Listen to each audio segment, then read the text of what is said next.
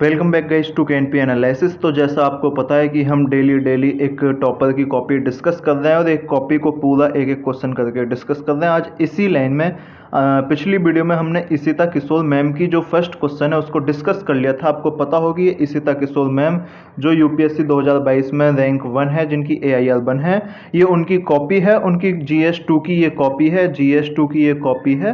तो इस कॉपी का आज हम दूसरा क्वेश्चन डिस्कस करने वाले हैं। दूसरा मैं एक और चीज़ बोल दूं, अगर आप लवासना की वीडियो देख के भाई ये कि हम तो बस मोटिवेटर वाले हैं कि रील देख के यूट्यूब पे आ गए, तो शायद पेशेंस नहीं है, तो शायद ये वीडियो आपके लिए काम की ना हो।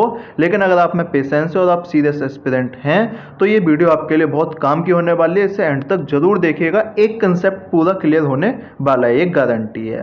तो अगर अभी तक आपने चैनल को सब्सक्राइब नहीं किया, जैसा हर यूट्यूबर कहता है, तो मैं भी कह देता हूँ सब्सक्राइब नहीं किया तो सब्सक्राइब कर दीजिएगा। मिलते हैं आप वीडियो के, चलते हैं वीडियो की शुरुआत करते हैं। वीडियो के लास्ट में क्या मिलना, तो सबसे पहले जैसा आपने पता है कल हमने फर्स्ट क्वेश्चन डिस्कस कर लिया था, ये वाला क्वेश्चन। आज हम क्वेश्चन नंबर 2 डिस्कस करते हैं। क्वेश्चन नंबर 2 क्या बोलता है? Highlighting the advantage of online dispute resolution mechanism for justice delivery, यानी ऑनलाइन डिस्प्यूट रिजोल्यूशन जो जस्टिस डिलीवरी के लिए एक मैकेनिज्म है, उसके एडवांटेज हाईलाइट करने हैं। And discuss the challenge associated with its effective implementation in India, और इंडिया में इसका इफेक्टिव इम्प्लीमेंटेशन होने में जो जो चैलेंजेस हैं वो हमें हाईलाइट करने हैं। हिंदी में लिखा हुआ है, आप यहाँ से हिंदी में भी पढ़ सकते हैं।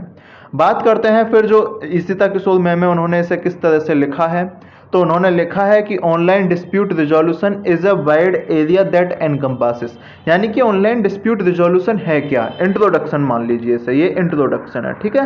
तो इन्होंने ऑनलाइन डिस्प्यूट रिजोल्यूशन में बताया इन्होंने लीगल रिजोल्यूशन ऑफ डिस्प्यूट, यानी कि जैसे मान लो CRPC IPC के माध्यम से तो आप उसे भी डिस्प्यूट को रिजोल्व करेंगे।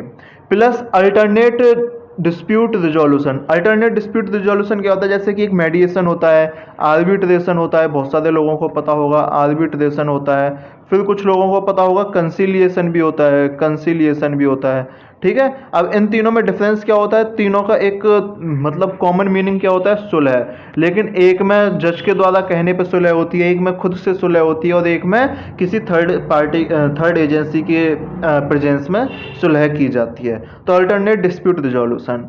फिर एक एमिकेबल रिजोल्यूशन विया स्टैंडर्ड्स प्रोटोकॉल्स, जैसे कि AI, बिग डाटा, यानी कि AI मान लो आपकी कोई डाटा की दिक्कत है, या आपने कोई एक ड्राफ्ट तैयार करना है, या आपने ऐसा कुछ करना है, तो वो आप एमिकेबल रिजोल्यूशन कर सकते हो। ये है ऑनलाइन डिस्प्यूट रिजोल्यूशन का सीधा सीधा कंसेप्ट, ठीक है।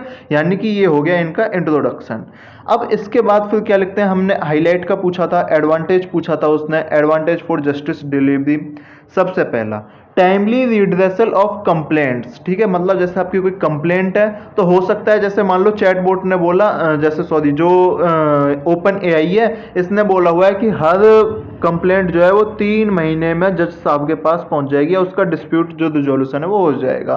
तो अगर मान लो जैसे किसी कंप्लेंट को 3 महीने होने वाले होंगे, तो वो टाइमली दिखा सकता है कि भाई इस कंप्लेंट को इतने दिन हो गए, इतने दिन हो गए, तो यानी कि टाइमली रिड्रेस कर सकते हो आप किसी भी कंप्लेंट को। दूसरा, अच्छा, ensure pendency of cases is not mounted, ऐसा ना हो कि केस जो है वो लगातार बढ़ते जाएं। मैं आपको टोटल बता दूं, टोटल इंडिया में सुप्रीम कोर्ट, हाई कोर्ट मिलाकर के सारे और लोअर कोर्ट मिलाकर के 5.04 करोड़ केस पेंडिंग है, जिसमें से अप्रॉक्स 70,000 केस जो है वो सुप्रीम कोर्ट में पेंडिंग है, जिसमें से अप्रॉक्स 70 लाख केस जो है, जो 70 लाख केस है वो हाई कोर्ट में पेंडिंग है, और जिसमें से 4 करोड़ केसेस जो है वो लोअर जुडिशियरी में पेंडिंग है। तो ये है जो केसेस पेंडेंसी की संख्या, आप देख सकते हो कितने ज़्यादा केसेस पेंडिंग है। हालांकि इशिता किशोर मैम जो है उन्होंने भी इस चीज़ को टच किया है, उन्होंने लिखा है कि over 4 crore pendencies in lower judiciary, यानी कि इन्होंने सुप्रीम कोर्ट और हाई कोर्ट का जो मैंने डाटा बताया है उसे छोड़ दिया, इन्होंने लोअर जुडिशियरी की बात की कि भाई इतना तो हमारे यहाँ पे केसेस पेंडिंग है। Useful for wide spread growth in e-commerce and social media marketing. जैसे मान लो आपका ई-कॉमर्स का कोई डिस्प्यूट हो गया, सोशल मीडिया का कोई डिस्प्यूट है, आप ऑनलाइन जाइए उसे तुरंत रिजॉल्व कराइए, ठीक है, आराम से हो सकता है। ई दाखिल पोर्टल हो सकता है कंज्यूमर कंप्लेंट्स के लिए, कुछ ऐसा इन्होंने डेवलपमेंट दिखाया है।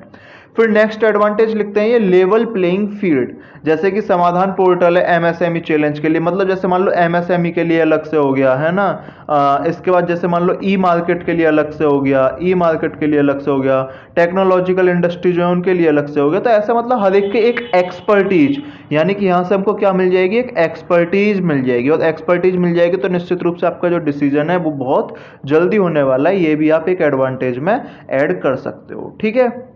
ये बहुत सारी एडवांटेज हैं जिन्हें हम यहाँ पे ऐड कर सकते हैं। नेक्स्ट बात करते हैं, फिर चैलेंजेस भी पूछे थे क्वेश्चन ने, चैलेंजेस क्या है, तो चैलेंजेस की बात कर लेते हैं। सबसे पहला, role of emotional intelligence and EQ in decision making content be replaced by AI algorithms, यानी कि कभी कभी क्या होता है, जैसे मान लो जज हैं, उनको पता है यार इमोशनल ये है, ठीक है, इंटेलिजेंस, इमोशनल इंटेलिजेंस उनकी कुछ बोल दिया, तो कहीं ना कहीं ये जो एआई एल्गोरिथम है आप इससे रिप्लेस नहीं कर सकते, क्योंकि देखो ऑनलाइन डिस्प्यूट रिजोल्यूशन किस पे बात करेगा, ओडीआर किस पे बात करेगा, एकदम फैक्ट्स पे, एकदम फैक्ट्स पे, जिसके फैक्ट सबसे ज्यादा मजबूत वो केस जीत जाएगा, वो केस जीत जाएगा। लेकिन क्या होगा, कभी कभी ऐसा भी होता है ना, फैक्ट्स आप जानबूझ के मांगते हैं, ऐसा नहीं है कि आपको हर फैक्ट दिया जाए, जैसे आप कभी कभी बोलते हैं ना कि भाई ये वाली चीज बताओ, वो कौन बोलेगा यहाँ पे, है ना। तो ये चीज इमोशनल इंटेलिजेंस जो है ये बोल रहे हैं कि ये एआई को रिप्लेस नहीं कर सकते, ठीक है। नेक्स्ट इनका क्या कहना है, not useful for complex cases, competition dispute against Amazon, जैसे कि बहुत सारे कॉम्प्लेक्स केसेस होते हैं जिसमें यार एक मतलब जैसे मान लो एक प्रोविजन, फिर दूसरा प्रोविजन यूज कर लिया, फिर तीसरा प्रोविजन, अरे यार सबसे बेस्ट एग्जांपल है केशवानंद भारती केस, केशवानंद भारती केस। अब एक चीज बताओ, इसमें कितनी सारी चीजें चेंज हुई थी, ठीक है। तो ऐसे जो केसेस होते हैं, जो कॉम्प्लेक्स केसेस होते हैं, उनके लिए ओपन जो ओडीआर है वो अपन यूज नहीं कर सकते। केशवानंद भारती बस मैंने जस्ट एज एग्जाम्पल दिया, बेस्ट एग्जाम्पल नहीं कह सकते इसे, ठीक है, लेकिन एक एग्जाम्पल है समझने के लिए। फिर नेक्स्ट हम बात करते हैं, may have flag serious concerns to agencies, ठीक है। मान लो जैसे कि child pornography, honey trapping, spread of extremism, ये कुछ ऐसे हैं जो सीरियस कंसर्न है, ठीक है। ये अपने को याद रखना है, लॉ एजेंसी लिख रहा है अगर किसी को समझ नहीं आ रहा तो, है ना। तो ये सीरियस कंसर्न्स हैं जो हो सकता है लॉ एजेंसीज के पास ना ही आए, ठीक है। तो ये कुछ चैलेंजेस थे। एक और चैलेंजेस में शायद ये लिखना भूल गए हैं। सबसे पहला unavailability to net, unavailability to net, है ना, अनअवेलेबिलिटी टू नेट, या इसे अपन बोल सकते हैं एक जो गैप होता है, जो इंटरनेट गैप जो होता है, इंटरनेट जो गैप है, इंटरनेट गैप जो है, ठीक है, रूरल एरियाज में, अर्बन एरियाज में, है ना। तो ये कुछ दिक्कत हो सकती है जो अपने ओडीआर में थोड़ा सा दिक्कत दे सकती है, ठीक है। नेक्स्ट बात करते हैं फिर, EU's digital right has set the path along with the Christ Church's call. India must embrace ODR by addressing challenges for safe, secure and domestic Digi India. ये अपने को ये बहुत अच्छा टर्म है, safe, secure and domestic digi India, क्योंकि India में जैसे प्राइवेसी है ना, जैसे प्राइवेसी है, डाटा लीक है, डाटा इशू है, ठीक है, ये भी इशू जो चैलेंजेस इन्हें भी अपन ऐड कर सकते थे। ये था दूसरा क्वेश्चन इशिता किशोर मैम का, ठीक है। तो ये 8 मिनट की एक वीडियो हो गई है। चलो नेक्स्ट क्वेश्चन भी अपन कर ही लेते हैं आज, है ना, तीसरा क्वेश्चन भी कर ही लेते हैं। तीसरा क्वेश्चन क्या है, despite the constitutional division of powers, centre state dispute have been a perennial feature of Indian democracy, यानी बोल रहा है कि कॉन्स्टिट्यूशन ने तुम्हारी पावर जो है, मतलब तुम्हारी का मतलब सेंटर स्टेट की पावर को डिवाइड कर दिया था, उसके बाद भी सेंटर स्टेट जो आपस में लड़ते रहते हैं पूरे साल के साल। ऐसा क्यों, डिस्कस करना है एग्जाम्पल के साथ। सबको पता है आर्टिकल नंबर 246 में, सबको पता है आर्टिकल नंबर 246 में अपन 3 लिस्ट पढ़ते हैं, central list, central list, state list और तीसरी कंकरेंट लिस्ट। वहां से आप पढ़ सकते हो कि डिवीजन ऑफ पावर कहीं ना कहीं हो गया है, ठीक है। ये चीज अपन मेंशन कर सकते थे आर्टिकल 246 के अंतर्गत, ये चीज हमने दे रखी है। तो मैम ने क्या लिखा है देखते हैं, the federal nature of India is exhibited by article number 1, India that is Bharat shall be a union of state, ठीक है ना। यानी कि जो आर्टिकल नंबर 1 है वो बोलता है कि इंडिया जो है वो यूनियन ऑफ स्टेट है। लेकिन आप इसे शुरुआत यहाँ से भी कर सकते थे कि आर्टिकल नंबर 246 में लिखा, जैसा मैंने भी बताया आर्टिकल 246 में अपन डिवीजन ऑफ पावर जो है वो पढ़ी है, तो डिवीजन ऑफ पावर से भी अपन सीधे शुरुआत इसे कर सकते थे थोड़ा, क्योंकि 10 नंबर का क्वेश्चन है, ज़्यादा इसमें डिटेल में या ज़्यादा ऐसे बढ़ लेके, क्योंकि इंडिया जो फेडरल नेचर है ये भी कहीं ना कहीं एक अपने आप में कॉन्ट्रोवर्शियल स्टेटमेंट है थोड़ा सा, है ना, क्योंकि इंडिया को क्वासी फेडरल इन नेचर बोला जाता है, इंडिया को क्वासी फेडरल इन नेचर बोला जाता है, तो ये भी चीज़ें थोड़ी ध्यान रखनी है। और आर्टिकल नंबर 1 जो है वो कहीं ना कहीं यूनिटरी नेचर दिखाता है ना, ये चीज़ अपन देख सकते हैं। फिर बात करते हैं कि dispute between these units is common, है ना, कॉमन है, ठीक है, ये इन्होंने बताया कि कॉमन है, तो कहीं ना कहीं ये आंसर इनका थोड़ा सा डेविएट हुआ शुरू में, लेकिन फिर भी देखिए इन्होंने क्या लिखा, मैकेनिज्म टू एड्रेस दिस, ये शायद हमें लास्ट में लिखना था, मैकेनिज्म टू एड्रेस दिस। सबसे पहले अपने को रीजन बताने हैं, सबसे पहले अपने को रीजन बताने हैं, तो ये थोड़ा सा आज मुझे लग रहा है कि यहाँ पे हो गया है। बात करते हैं रीजन सबसे पहले, constitutional division power 7th schedule has not content this age. अब ये रीजन बता दें सबसे पहला, जो यहाँ पे आके बॉडी शुरू हुई है, मेन बॉडी, पॉलिटिकल कंपटीशन, बिल्कुल पॉलिटिकल कंपटीशन है, जैसे कि बंगाल में लैक ऑफ कोऑपरेशन है तीस्ता नेगोशिएशंस में, है ना, तो कहीं ना कहीं उसकी वजह से सेंट्रल स्टेट में डिस्प्यूट हो सकता है, बिल्कुल सही बात है। दूसरा जो टॉपोग्राफिकल एक फीचर होता है, वो जैसे रिवर शेयरिंग हो गया, है ना, गोदावरी वगैरह में, तो कहीं ना कहीं वो दिक्कत हो जाती है, ठीक है।